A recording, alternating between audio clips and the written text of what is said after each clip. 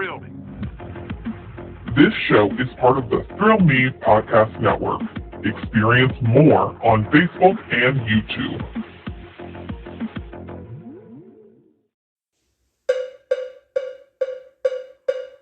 It's Review It Man, reviewing what he can. Movies are his jam, so let's get twisted, man. It's Review It Rob. Hey yo, and welcome to a brand new episode of the Review It Rob Show. I am, of course, your host, Review It Rob, coming at you with all kinds of fun stuff this week, man. Gonna have a spoiler-free review, as always, for the movie. Always do spoiler-free reviews. The movie this week we're gonna be talking about is Shazam! Fury of the Gods. Can't wait to talk about that. That's got some mixed reviews going on, a lot of negativity around that movie, so I can't wait to give my thoughts on that one. Also, news, of course, mandatory DC and horror news. Every single episode, man. Going to jump into that, as well as some other beats that are going on around the movie realm. Thank you for joining in and joining the show. We're going to have some fun here, man. Hope you all have been doing great out there. You know, wherever you're listening. Again, appreciate you joining in and listening to my goofiness for the next so minutes. Who knows how long this goes? I like to ramble, as you can hear already in this episode. But again, I appreciate you joining along and supporting the show, and just, like, subscribe, share the show, as well as the Throw Me Podcast Network, man. Get a lot of fun stuff going on over there. We are, of course, in the middle of the month of March, which means there is the Throw Me March Madness bracket going on right now on the YouTube channel. You can check out those videos. The other parts of the Thrill Me Podcast Network are battling it out right now, as well as some people coming in from the Forbidden Door, other podcast networks joining in to all battle to see who gets the honor of facing me, the Thrill Me Podcast Network champion, man. So you can check out those. The first round is complete. There'll be some more videos, I'm sure, coming very soon to the Thrill Me Podcast Network, as well as all the other fun stuff we got going on over there as well. Including, I was a guest on my brother's show, the Metal Groove. He and I talked some Avenged Sevenfold. That's one of my favorite bands right there, man. So he had me on the show to talk Avenged Sevenfold. They released a new song. So amped and excited about that. I've listened to that song on repeat. So just for the last couple days since it's released, just absolutely enjoying every bit of that song. And we talked the band, we talked our top 10 favorite songs, so you can check that out. That's the Metal Groove Podcast, and all kinds of other good stuff going on the Thrill Me Podcast Network, between podcasts, movie reviews, fun stuff. We got the bracket going on right now, so all kinds of fun stuff over there, man. Follow the Thrill Me Podcast Network on YouTube, like, subscribe, hit the little bell for the notifications, all that good stuff, and be part of the fun, man. We would like to see your comments on there, and join in on the battles, or let us know your thoughts on our reviews when we drop them, or our thoughts on the news we're talking about on our all shows and all that stuff, man. So appreciate you joining in, and appreciate you doing that as well. But let's go ahead and jump in to the review, man. All right, so Shazam! Fury of the Gods is the latest DC film. It is rated PG-13 for sequences of action, language, and violence. It is an action-adventure film running in at 2 hours and 10 minutes long, and it is only in theaters. This go around, Billy Batson and his fellow foster kids are still learning how to juggle teenage life with their adult superhero alter egos when a vengeful trio of ancient gods arrives on Earth in search of the magic stolen from them long ago. Shazam and his allies, the Shazam family, get thrust into a battle for their superpowers, their lives, and the fate of the world. IMDb has it at a 6.7 out of 10, while Rotten Tomatoes has a critic score of 53%.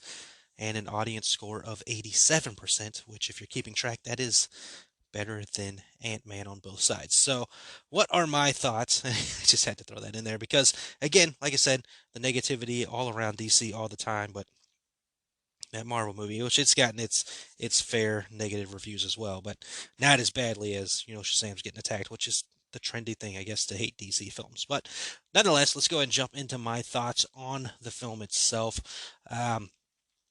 I was excited. Obviously, I'm a DC guy. You know that if you're listening to the show. If you're new to the show, guess what? DC guy. Loved it, and I was very excited to go into this movie, man. I did enjoy the movie, the first film, a lot. I thought it was a cute film.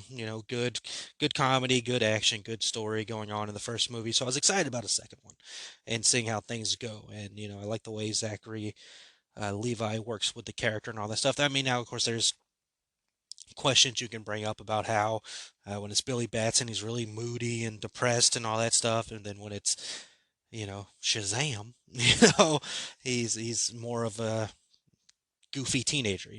You can go back and forth on that thought process if you want to and all that, but I mean overall it's just a fun film, and that's exactly how I'm going to lead into this movie. It's a fun film. It's exactly what you would want from a Shazam sequel. It takes what you loved from the first film, it just like turns it up to 11, if you will. You still get your cast of characters, you still get your basically the same cast, and you have the same ideas and forefronts of what made that first Shazam film successful and work really well.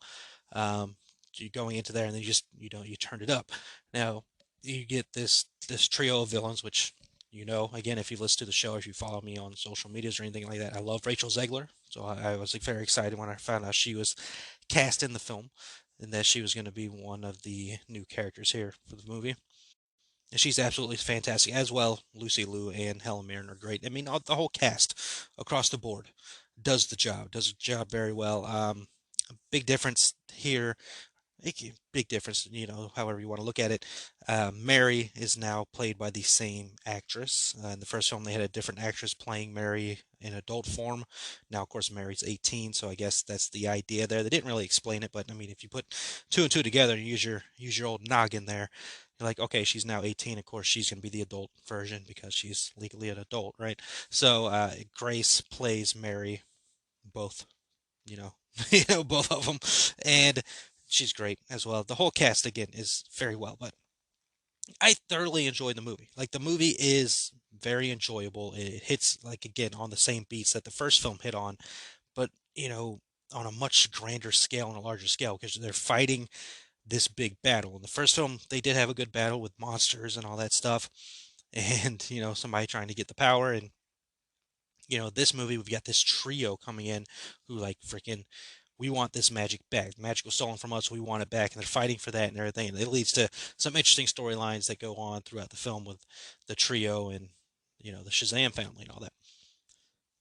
And, we get monsters into the movie and all that good stuff. So again, a lot of the same beats, but, just a bigger, grander scale and a lot of heart in this movie. There's a lot of heartstrings being tugged on throughout the film. While, you do get your comedy in it, it just blends all together with all this great action scenes and all this stuff. There's a freaking dragon in the movie, which, is awesome. It's just all kinds of cool things going on throughout the film, but that doesn't take it away, to me, the story at all. Like, the story plays very well from start to finish. You get exactly what you need to get throughout the film. So I thoroughly enjoyed it. I had a great time watching the movie in theaters. I definitely want to see it again. And I don't understand the negativity the movie's getting. I mean, a lot of it has to do with, people like, oh, I think the movie doesn't have any stakes or anything, isn't leading to anything, which is not true at all. No, I mean, none of us know any of this for sure where everything's going. We're still building out the map and all that stuff, but no indication whatsoever has been given that Shazam won't continue on into the future. And I'll talk about something that the director tweeted out later on in here in a moment, but we've never been going into this movie with that thing. That's just a stupid internet thing that's been created by people who just don't understand and want to be unhappy and curse the world and all that stuff. Just making up their own news headlines and their own news articles and all that stuff. Like, it's the only things we know for sure about the DCU is that it's starting over after the Flash, and it's mind-boggling to me the way that people come up with stuff. We know Henry Cavill's not back, which is should be done talking about this already. And we know that Ben Affleck's not back and he's not going to be directing anything in the DCU. We learned that recently, which is, again, fine, whatever. But other than that, we don't know anything about the rest of the characters. I mean, we could probably guess Cyborg is not going to be back. We don't know, though. But, I mean, every freaking look of it seems, and everything that we've heard from James Gunn, and Wonder Woman's fine. It doesn't seem like Gal Gadot's going anywhere. And, Ezra, they said, as, the main thing they're focusing on, which should be the main focus, is with Ezra's mental health, and whatever happens there, we'll see in the future where that goes. And then Jason Momoa is not going anywhere. So, people are just, they're still complaining about the Henry Cavill recasting and the the Snyderverse fans, my lord, just cannot let it go, and they're just bombing it with posts and all that stuff, which I think is probably swaying some people's mind thoughts of going into the movie.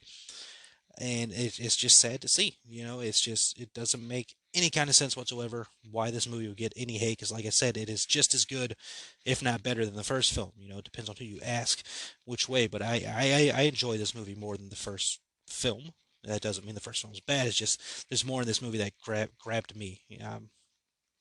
From the story and the stakes and the heart of it and the action and the monsters and the comedy and all that good stuff. It just vibes and flows really well, and I just don't understand why the movie has gotten the hate that it gets. But again, it goes back to something I mentioned earlier, where it just seems to be the trendy, fun, cool thing to shit on DC. It's like, well, they don't know what they're doing over there. They're blah, they don't have anything going on. Well, the whole time their films have been enjoyable, and going back to that thing, oh, we don't want to watch it because it doesn't have any stakes. Not every movie has to lead to something, and if that's the only reason you're watching a movie, then my God, you got to fix that. I mean, it's not a reason to watch a movie. Movies are not going to lead to other movies. I mean, and still, it doesn't make sense. A lot of people love the Batman. That's not a universe connected film. So to use that excuse here for Shazam is it doesn't make sense to me. And again, nobody ever said the movie's not connected to anything, and I implore you to go watch the movie because it might just be connected to the ongoing universe of things in the future. But people are hard headed and like what they want to like. But to me, which is fine, you're allowed to like what you want to like, but don't you know I don't know. It just doesn't make sense to me. The hate that it gets, especially when the first film was so loved. Like a lot of people enjoyed that first movie, and it's like, okay, why would you hate this one? What would be the purpose going into this that make you be like, oh, I don't want to, see this one. I know there was, I mean, just stupid people not paying attention that like they don't like Zachary Levi now because he doesn't like the company of Pfizer, but people took that as like he's anti-vax thing, which he's never been. And because again, people don't read full information, they just read clickbaity headlines. But yeah, just looking at it now, the first Shazam film has a 90% critic score and an 82% audience score, so the audience score is actually better for Shazam 2 right now. But it just I don't understand it. I don't really read other reviews either way because I don't want my thought process to be, skewered or anything. I kind of just want to look into these and just see why, you know, it just doesn't make sense. Like this one person says the heart and soul that made the first entry a success is missing this time around. No, it's not. It's 100%. Yeah, I can't deal with it. I can't deal with it. Everybody has their opinion. That's fine. You all can have your own opinions. But to me, Shazam 2, Shazam 3, The Gods is a very enjoyable film from start to finish. Solid story, solid action, solid comedy, solid heart. Just I say 100% go see the movie, enjoy the movie. It plays very well on the big screen. Don't just wait to see it at home. If you can, make it out to the theaters, go out to the theaters to see it. I know March has been a packed month for movies, and we have John Wick 4 hitting this week, so maybe we're not able to see it this week, but if you can sneak some time in there to see the movie, I say go see it. It is a very enjoyable, solid film, especially if you like that first movie. There's no reason you wouldn't like this movie at all. It is an enjoyable film. Don't worry about the negative reviews. Don't worry about the critic scores and all that stuff, which you shouldn't be worried about. Anyways, Rotten Tomatoes is not the if and finality of things. I guarantee you there's a movie you love that they reviewed very wrong, and that's not going to sway your opinion, so neither should these sway your opinion in any way, shape, or form. The only reason I ever read those scores on here is to let you know there is a mixed bag feeling around films, or all people are always going to have different opinions, and your opinion of a movie um, is should be heard and validated. You have your right to feel the way you want to feel about a movie. That's why I give those scores. But I don't ever pick a movie to watch based on Rotten Tomatoes scores. Is what I'm getting at there. Now let's jump into the box office, which is something else people have been really freaking out about. The movie is #1 at theaters right now. Again, it's been a packed month and all that stuff, but with all the positive reviews Scream 7's getting, why did Shazam beat it? Creed 3, why did Shazam beat it? But Nonetheless, that's not enough for people for it to be the number one movie because it's got to make so much money because it's a big blockbuster movie. It's got to make all this money and all that stuff. Again, the box office, to me, and other people will have their own opinions and viewpoints on this. That's fine, but to me, the box office does not signify in any way, shape, or form if the movie is good or not. It just means people went out to see it. Just like an artist, a music artist, doesn't mean that they are good or not. It just means a lot of people decided to listen to that one song by them at one point in time, and then nothing else after that. That's why we have one hit wonders, right? So a box office does not mean quality of film in any way, shape, or form. I brought some backup here because there are movies that are classics, considered cult classics, that bombed at the movie theaters, but are now loved. Mallrats, an easy one to throw out there. But Matilda, people love that Matilda film from 1996. Bombed at the movie theaters. Box office, people love that movie. Willy Wonka and the Chocolate Factory. Bombed at the movie theaters. People love that movie. Gets played year round. The Thing. 1982's The Thing. Considered one of the greatest, if not the greatest, horror remake of all time. Bombed at the box office. Loved today. Shawshank Redemption. Considered one of the greatest movies of all time. Bombed at the box office. Clue. Great movie. Bombed at the box office. It's a Wonderful Life. Bombed at the box office. Um,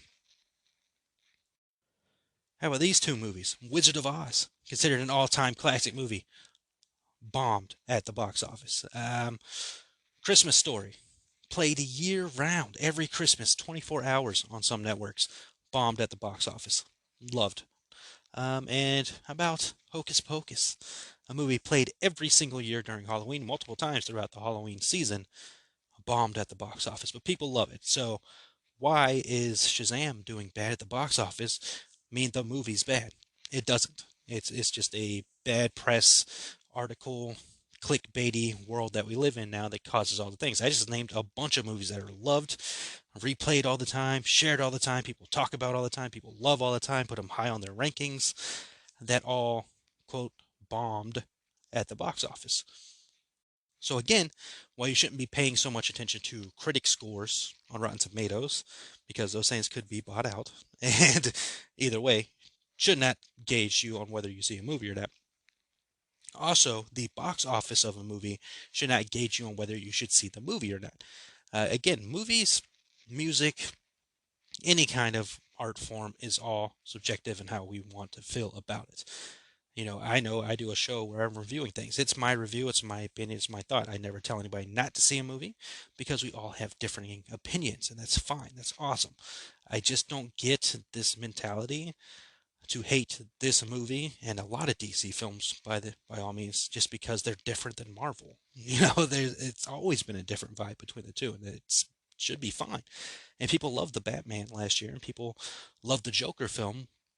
That's the DC vibe. And, they loved the Shazam movie last year, which this movie is damn near close to the same. It's just turned up to 11 with more stakes and, more of a villain storyline and a story arc. And I'm going to be honest with you. I think Black Adam has hurt this movie a lot as well because The Rock has refused to work with Shazam. Like, it's just been a flat out refusal. There's always been like, oh, we'll do it at some other point in time. But Shazam is The Rock's superhero.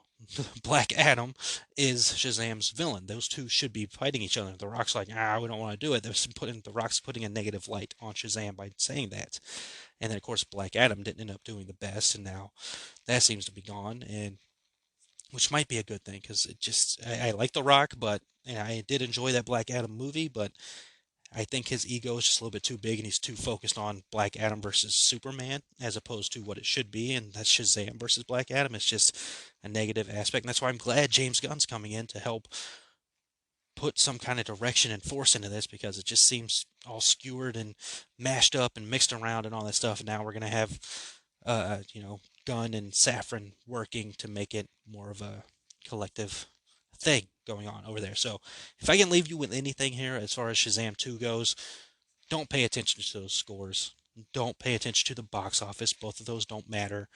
And don't worry about the rumors of whether or not it connects to a movie. Whether it connects to a movie or not doesn't matter. Just go watch the movie to watch the movie and enjoy it. because for all we know, it could very well be part of the DCU going forward.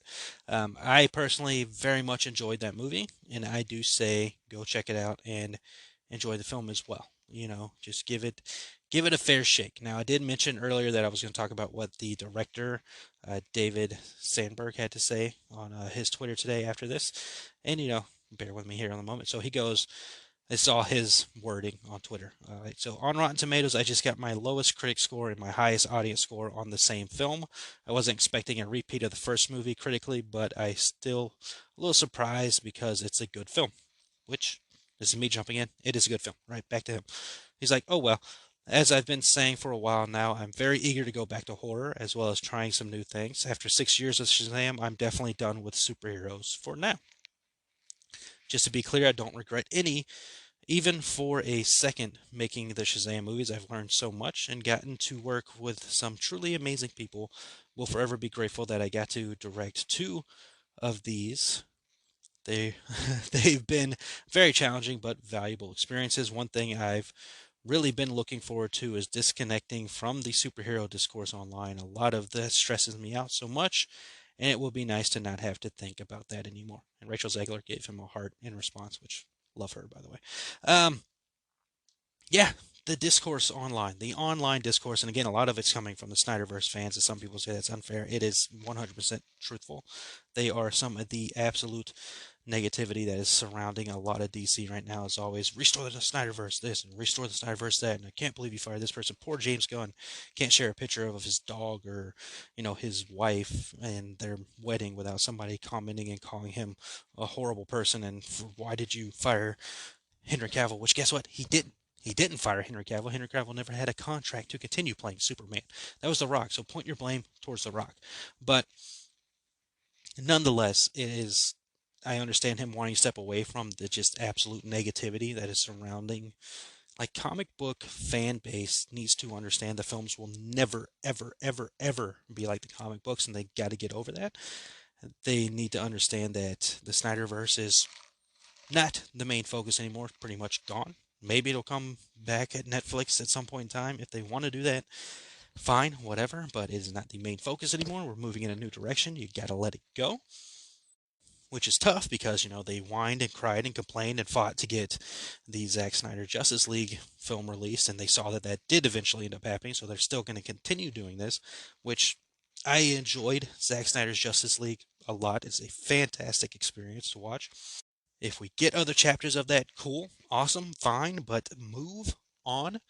Either way, stop attacking people just because it's not the Snyderverse. It is petty, it is childish, it is stupid, it is ridiculous. All right, I've enjoyed the Snyderverse. I like a lot of that stuff, but it is time to move on and stop review bombing and causing all this stress and problems to the creators and the performers in the films just because the Snyderverse is no longer here. Like, whatever, just go watch Zack Snyder's other stuff. He's got Rebel Moon coming out. Watch the hell out of that when it happens. Just, it's insane to me. Like, I'm always gonna love DC and support DC, but the fan base is just trash right now. Just absolute trash right now. And Marvel's going through it too. Like, Marvel's getting a lot of hate for the last couple phases and all that stuff. And here, neither here nor there. I've enjoyed some of the films, didn't enjoy some of the other stuff, but I just don't understand how any of this nonsense keeps going on. Shazam: Fury of the Gods is a fantastic movie, and you should go see it. It is definitely worth seeing, especially on the big screen. There you go. Quick phase around. I do enjoy Shazam 2 a lot. It is a great film for me, but it is not my favorite film of the year. That it's still Megan still holds that, but Shazam is right there, number 2 under it. And we'll see how things fold throughout the rest of the year. We all know The Flash will probably be my favorite film of the year. But let's go ahead and teasing that, jumping into the DC news here with Hollywood's biggest star, Hollywood's biggest action star, Hollywood's fastest runner, I'm sure, and the man who saved Hollywood's ass. Quote from Steven Spielberg himself, one of the greatest directors of all time.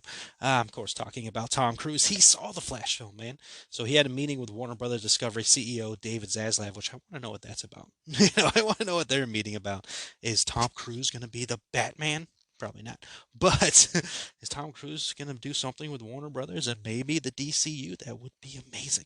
But he met with David Zaslav, and during that, the mogul, you know, Zaslav mentioned how great the Flash film was, and that led to Tom Cruise, you know, his ears perked up. He's like, "Oh, I want to see this movie." So Zaslav sent a copy of the movie over to Cruise's house to watch, and of course, an employee from Warner Brothers went over there with him to, get that movie back after he's watched it. Um, Cruise was taken by the movie, absolutely loved it, reached immediately out to Andy Muschietti, who was the director of the film, said he, raved about the movie, something to the effect that everything you want in a movie, and this is the kind of movie we need now, is what Tom Cruise said, and that's huge. Like the Flash film's been getting a lot of praise and love lately, and Ezra hasn't been in the headlines at all, so you can stop being, subjectively angry at Ezra. Um, yeah, that's amazing, and I love Tom Cruise. I've always loved Tom Cruise. And, again, if one of the Hollywood's biggest stars is just adding to all the fantastic press that movie's getting, this movie's going to be incredible. Like, it's going to be absolutely incredible. You got Tom Cruise's stamp of approval on it? Are you kidding me? Like, that's a award above itself. Now, again, we've got the negativity fan brigade with the going on there. So we'll see how the Flash film ends up going. And there is a lot of people who don't do enough research and hate Ezra. But again, Ezra's been doing great, working on their mental health like they needed to, and that's the most important thing. And haven't heard any issues with Ezra whatsoever. You've noticed that none of the other stuff that they were had allegations against have ever led to anywhere because they weren't worth anything to begin with. There's only one thing which has been taken care of, and that should be that. We shouldn't still be attacking Ezra for absolutely nothing other than clickbaity headlines and articles.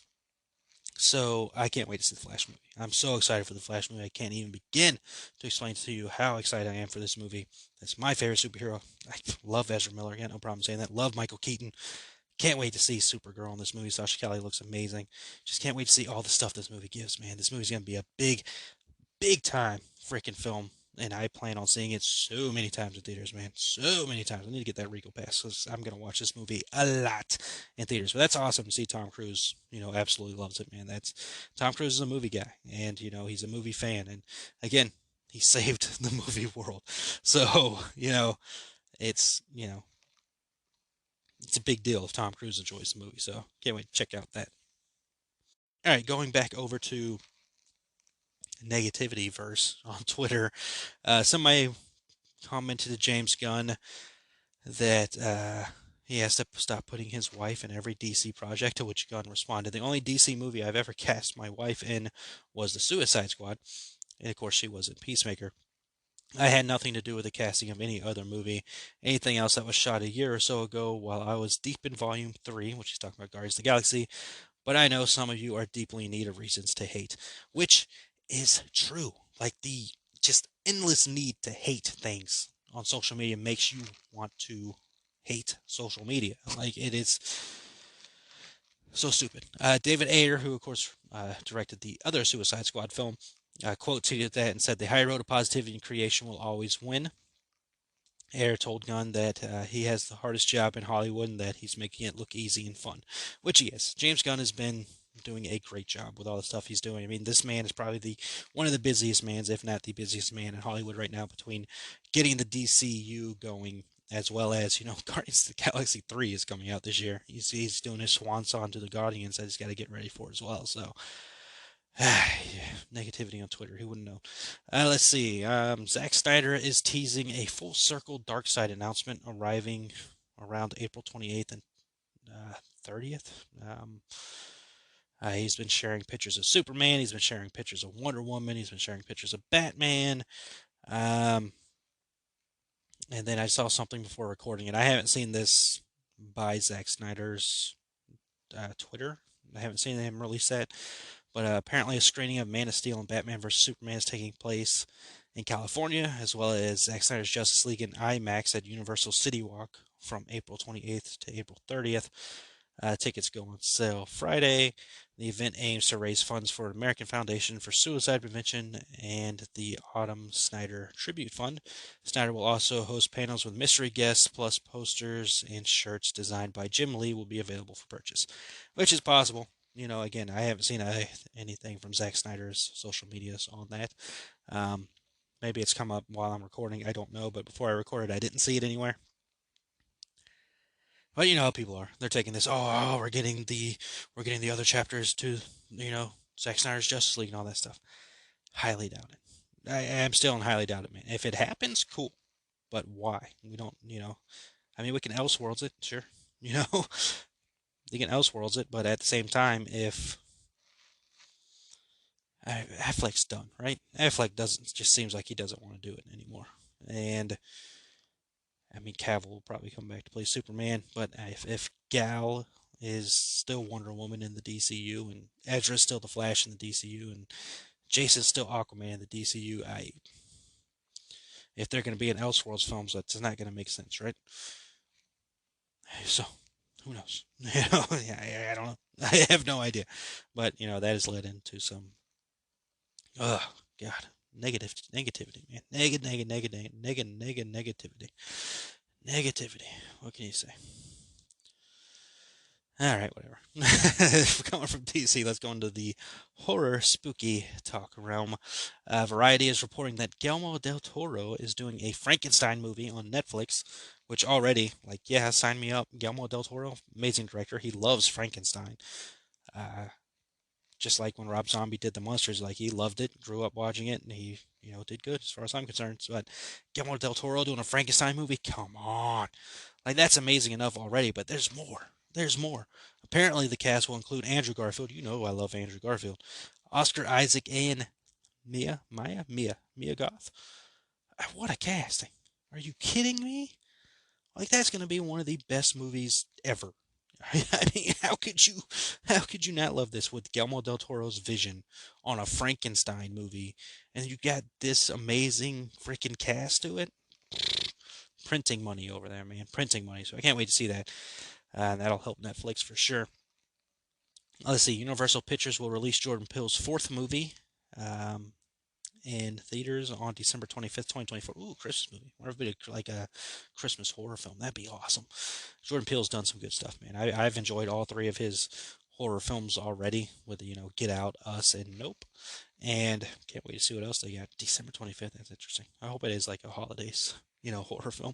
Additionally, Universal has announced an untitled Monkey Paw horror thriller that will be released September 27th, 2024. Difference being there, Monkey Paw is Jordan Peele's production company.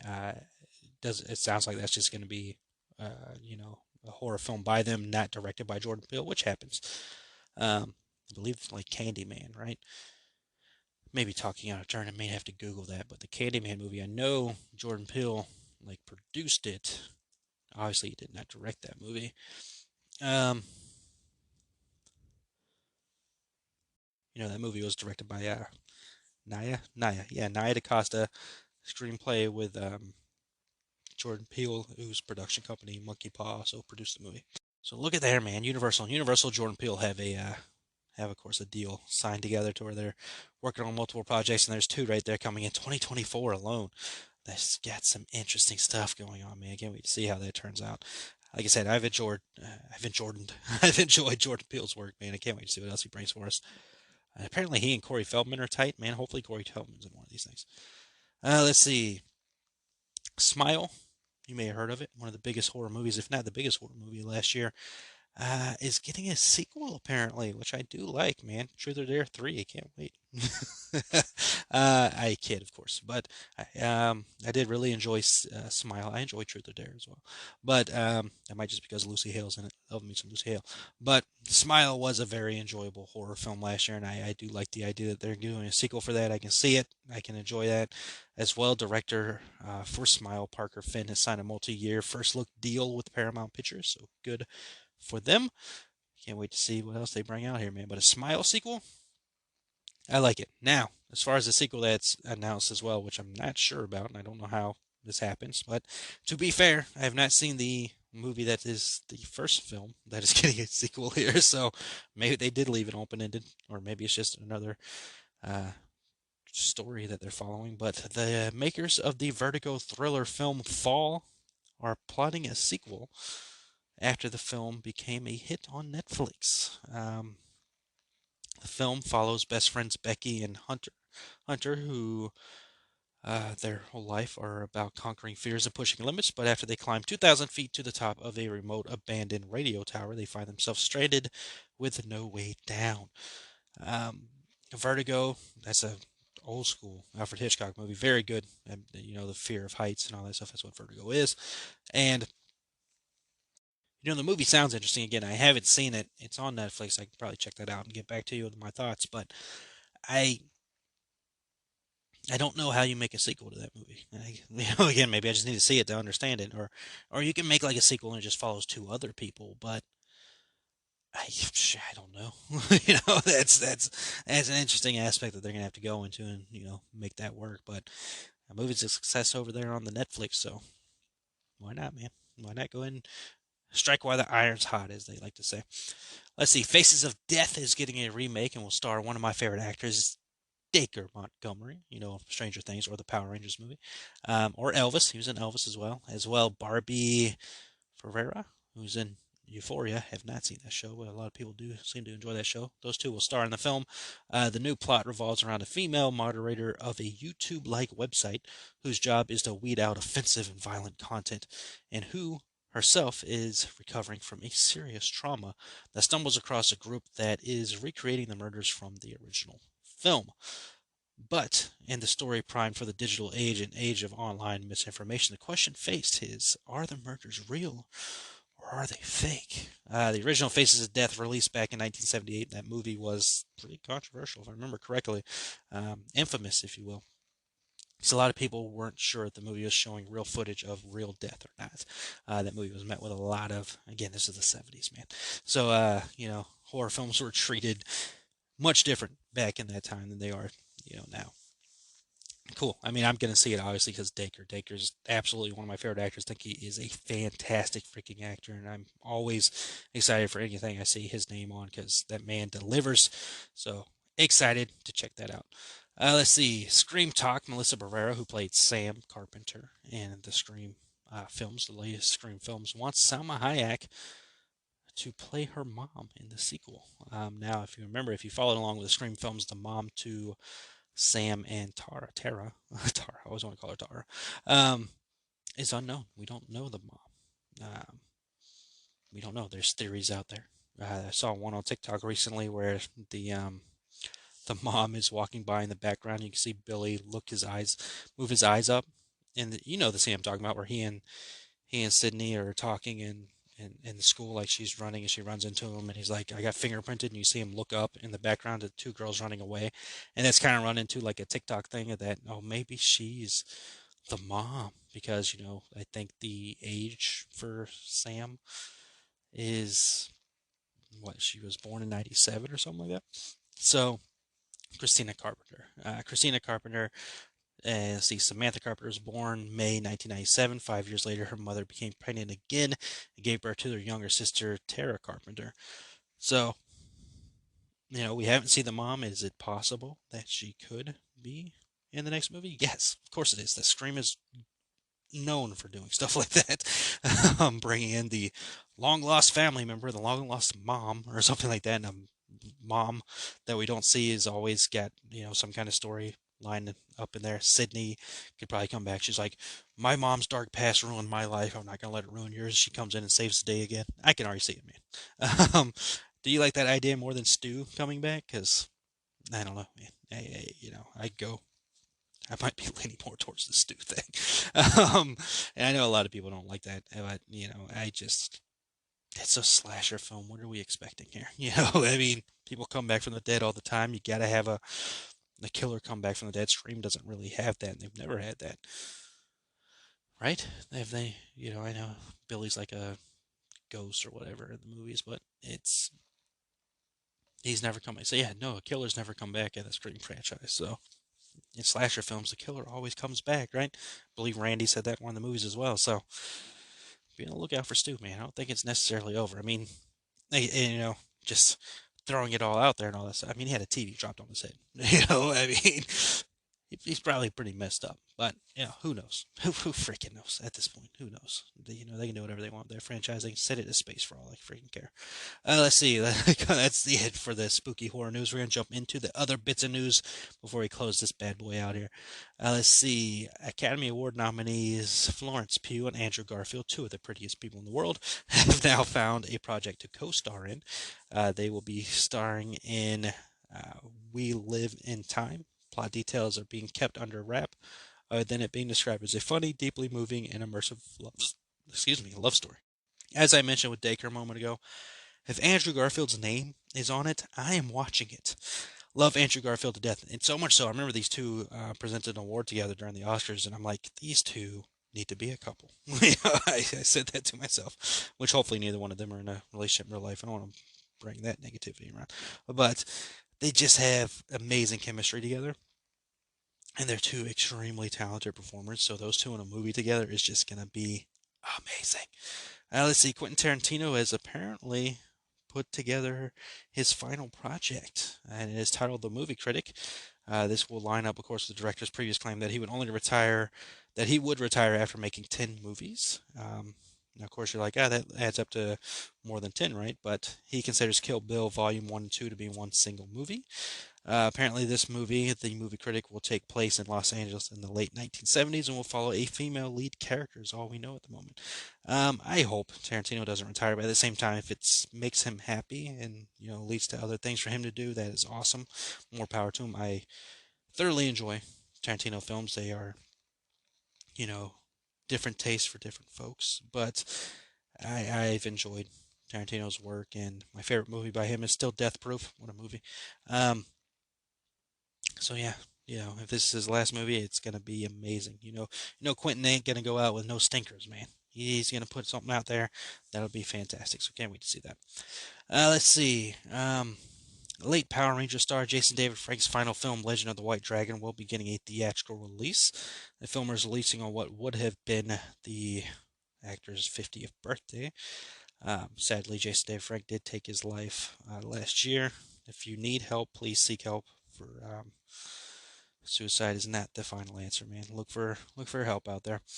The film will follow Eric Reed, also known as the White Dragon, who's played by Frank, who, after being a fugitive on the run for 3 years, has returned to the city he fought to protect. He must now clear his name and save the family he keeps in secret before the mysterious Dragon Prime unleashes his own revenge. I will see this in theaters, of course, to support Jason David Frank's family and all that, and his legacy. Now, there's some confusion, especially with the Legend of the White Dragon thing. It is not a Power Rangers movie. It is, remember the White Ranger had the White Tiger and then the Falcon. It's not a Power Rangers movie. And I got confused by that as well. I thought it was just, at some point in time, but I'm like, White Dragon, what are we talking about? Then, reading that synopsis, obviously not a Power Rangers movie. But yeah, I mean, he's so synonymous with Power Rangers. Anytime you think he was working on something that was Power Rangers, you would think. But yeah, sad situation. I mean, we're talking about somebody who was, like your first favorite superhero growing up for a lot of kids in the 90s, including myself. So, you gotta support that movie and go see it if you get the chance to. I don't know all theaters it's releasing in, but it is getting a theatrical release, which is nice to see. All right, a couple quick hits before, again, we close it out here. Alicia Silverstone would love to take on a Blast from the Past sequel. She says, quote, "I'll do anything with Brendan Fraser." Cool, bring it on. Why not? Brendan Fraser, I'm sure, is going to get a lot of work after that Oscar win. Let's see. Freddie Prinze Jr. on Scooby-Doo 3 says, quote, "It wouldn't be something I would do. I have zero interest. I mean, it was tricky.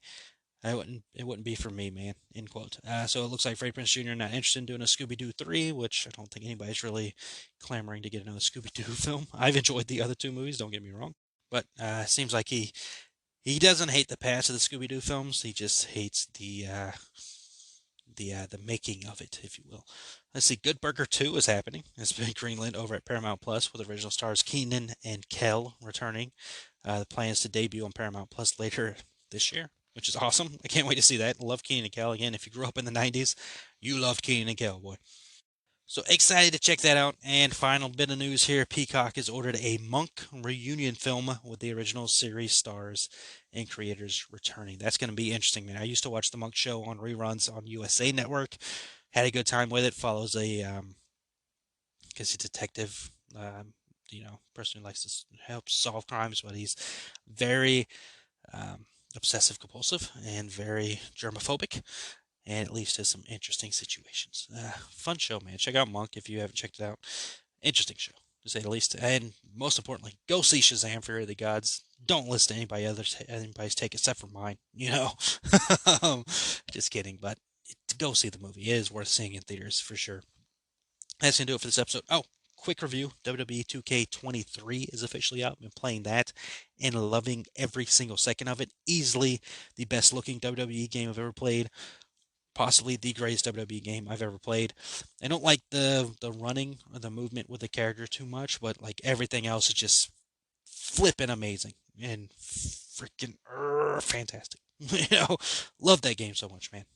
And I haven't, just from the little bit I've played, it's just breathtaking to me. So go check that out as well. But that's going to do it for this episode, man. Thank you for joining along and listening to me ramble on throughout the episode. Please like, subscribe, share the show, as well as the Throw Me Podcast Network. And we appreciate your help and support as always, man. Throw Me bracket is going on. See who is going to be my next challenger. Can't wait to figure out who that is, and beat them. um, but as your reigning defending Throw Me Podcast Network champion, I appreciate your time and your support as always, and I thank you for listening to the show. And remember that happiness can be found even in the darkest of times if one remembers to turn on the light. Talk to you all next episode.